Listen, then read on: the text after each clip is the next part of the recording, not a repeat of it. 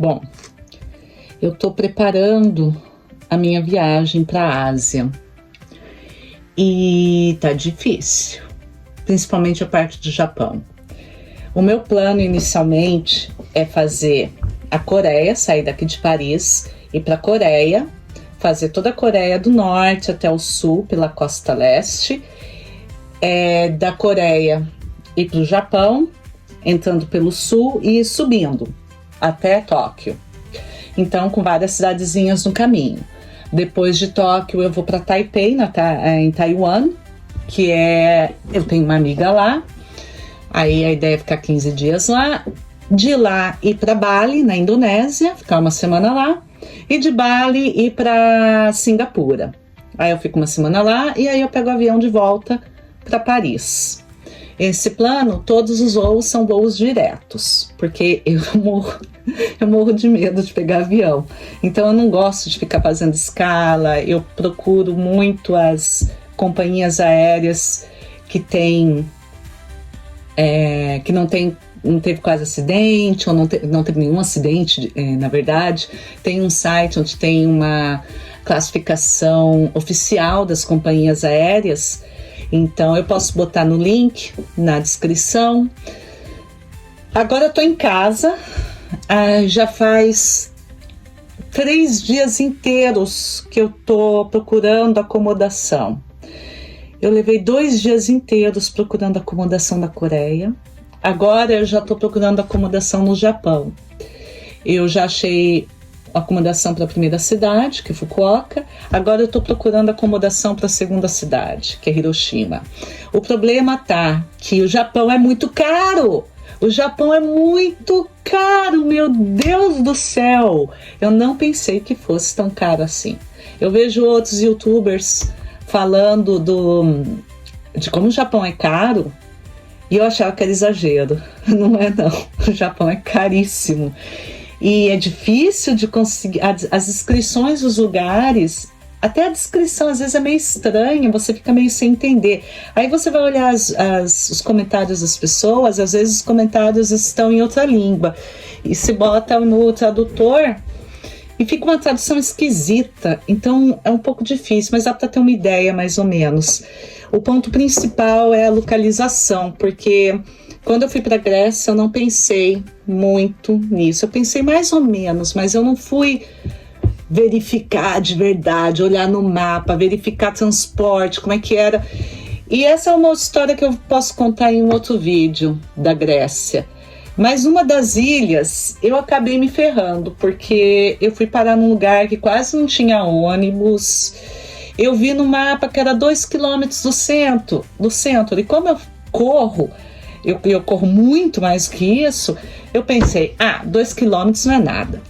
Só que 2 quilômetros andando numa estrada, numa pista, sem acostamento, não tinha calçada, porque era estrada mesmo. Eu fiquei apavorada.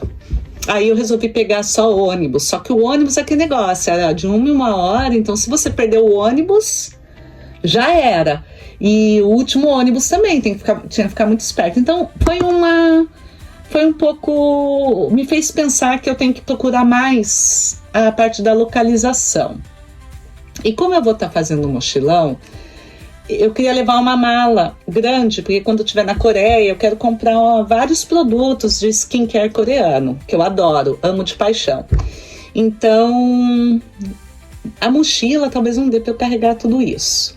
Agora eu estou encontrando o problema de que os lugares têm que ter lugar para minha mala, e alguns não vão ter. E tem que ter um tipo de um cofrezinho para eu poder botar meu passaporte, porque isso é a coisa mais importante, não posso perder de jeito nenhum. Então, são várias coisas que estão tornando esse planejamento muito difícil, que é o dinheiro, o preço, localização dos lugares, o cofrezinho para botar o meu documento, porque eu não vou ficar andando com o meu documento para cima e para baixo, já imaginou? Que perigo, se alguém me rouba? E aí, como é que eu faço sem a passaporte num país estranho?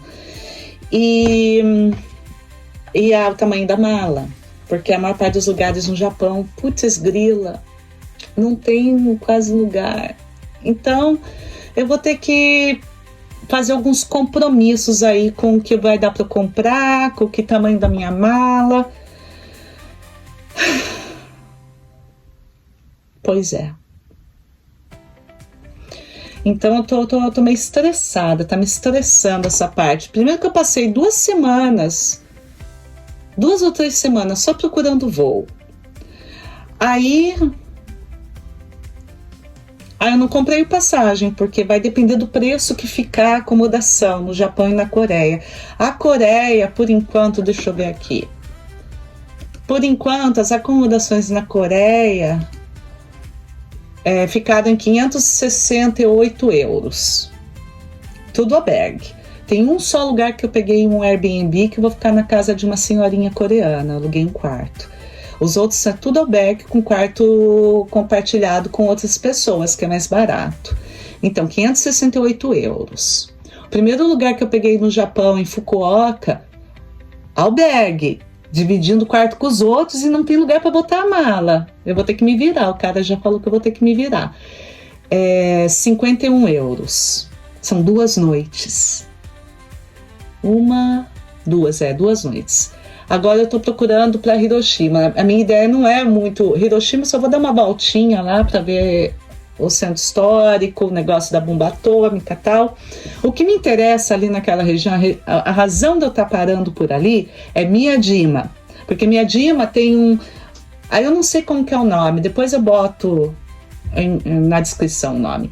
Mas tem um negócio assim, que é tipo, não sei se é um templo, o que é, que fica no meio da água, super bonito pra caramba mesmo. Então eu queria ver. E Miyajima seriam 2 noites também. Só que Miyajima é impossível. Em Miyajima mesmo, custa 700 euros por noite. Não é possível.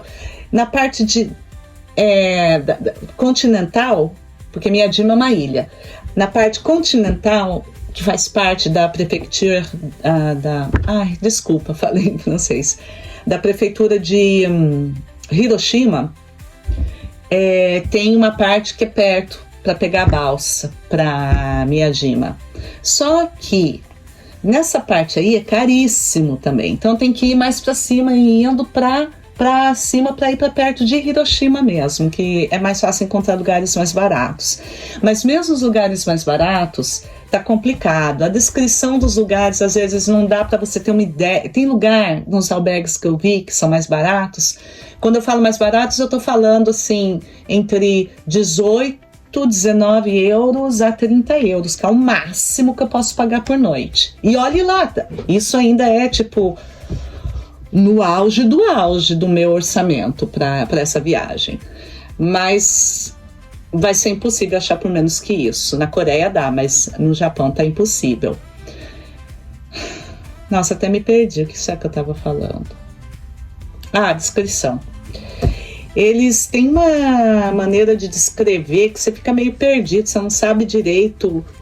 Primeiro que bota um monte de foto de lugares turísticos para ir que estão perto. Perto assim, você tem que pegar o transporte, mas que são as atividades turísticas mais comuns naquela área. Só que eu quero saber do quarto, porque as minhas coisas vão ficar lá enquanto eu estiver. Eu não vou ficar o dia inteiro no albergue, eu vou ficar o dia inteiro na rua, então minhas coisas vão ficar lá. Eu preciso saber se dá para eu botar a mala, como é que é. E tem muito pouca foto dos quartos, o que eu achei estranho, né? Eu pensei, poxa, vai ter mais foto dos quartos. Então eu tô olhando no Airbnb, eu achei 2 casas de japoneses que estão dentro do meu orçamento. E os albergues que eu encontrei um agora que tá por 19 euros por noite. A localização não é assim maravilhosa, mas parece estar perto de uma estação de trem, o que facilita a locomoção. Mas como eu vou ficar muito pouco tempo, eu não posso perder muito tempo no transporte. Enfim, eu tô estressada. Já faz 10 minutos que eu tô falando disso. Hoje faz 2 horas que eu tô tentando achar um lugar em Miyajima. Ou em Hiroshima, né? Porque Miyajima tá impossível. para conseguir ir para minha Dima. Vamos ver se... Depois eu boto umas imagens do meu planejamento, ou pelo menos dos preços, para dar uma ideia. Eu ponho os preços em euro porque eu moro na França, então essa é a moeda que eu uso. Mas assim, eu posso botar o valor em real, mas como tem muita flutuação de valor, na hora que o vídeo sair, pode ser que não seja o mesmo valor. Então, é melhor pegar pelo valor em euro e depois converter no Google, tá? Porque é possível que o valor mude em reais entre tempo. Bom, desejem-me sorte, porque eu não sei se eu vou... Eu tenho que conseguir, pelo menos, terminar a reservação para Miyajima e Hiroshima hoje, antes de sair. Agora eu entendo por que tem pessoa que paga agência de turismo, agência de viagem. Eu sempre fiquei pensando, por que as pessoas pagam mais para pagar numa agência de viagem, fazer uma coisa que elas podem fazer elas mesmas pela internet? Porque antes eu já fiz várias viagens, mas nunca uma viagem tão longa assim, e nem para lugar tão diferente assim. As minhas viagens foram na Europa, né? E nos Estados Unidos. Então, assim, não é diferente do Brasil, mas não é tão diferente. Na Ásia é bem diferente. Até a pesquisa de viagem é diferente já. Ai, Deus. Agora eu entendo. Por que algumas pessoas preferem pagar para agências de viagem, agência de turismo, para eles fazerem essa pesquisa. É muito cansativo.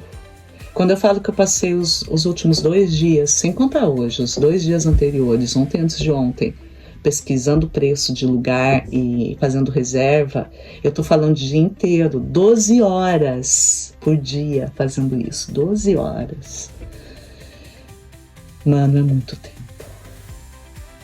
Eu não vejo a hora de terminar esse planejamento. Aí quando eu souber o preço do Japão, porque a Indonésia, minha prima falou que é mais barato, mas na hora que eu terminar de fazer as reservas do Japão, aí eu vou saber se vai dar para fazer Indonésia, Bali e Singapura, ou se eu vou ter que cortar Bali e Singapura da viagem. Vai depender do preço que ficar o Japão. Então tá. Vamos que vamos, porque ainda tem um monte de cidade para procurar. Até mais, gente! Gente, muito obrigada pela audiência. Não esqueçam de curtir, compartilhar, comentar e se inscrever no canal se você não for ainda inscrito. Valeu, gente!